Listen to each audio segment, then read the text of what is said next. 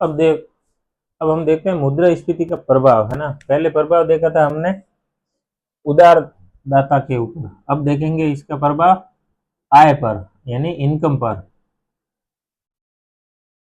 देखो, इनकम पे इसका है ना सीधा प्रभाव देखा जाता है, यानी डायरेक्ट। डायरेक्ट कैसे? डायरेक्ट का मतलब समझते हो?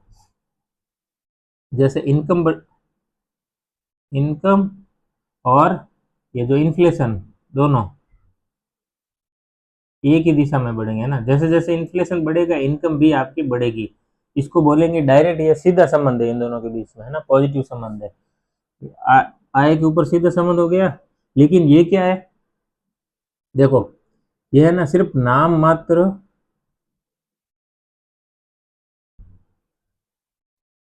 आय को बढ़ाता है।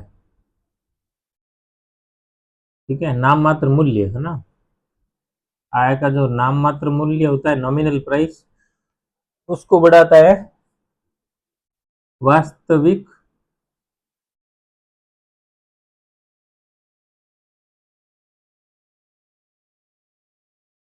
या फिर इसको क्या बोलेंगे, रियल को नहीं, है ना। वास्तविक रियल को नहीं बढ़ा के सिर्फ नाम मात्र को बढ़ाता है।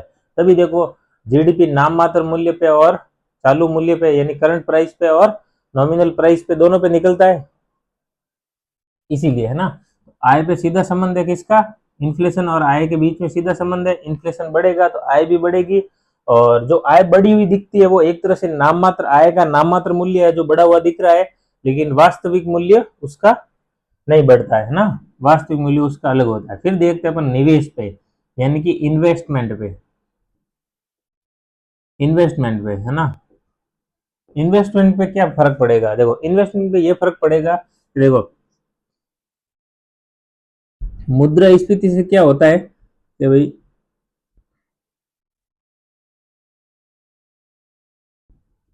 मांग, ठीक है, मुद्रास्फीति से मांग बढ़ती है। एक तरह से लोगों के हाथ में पैसा आ गया तो मांग बढ़ेगी, मांग के लिए आपूर्ति बढ़ाना पड़ेगा,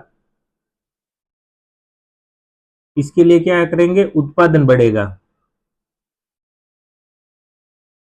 ठीक है, यही तो है निवेश। निवेश में वृद्धि, निवेश बढ़ेगा, है ना।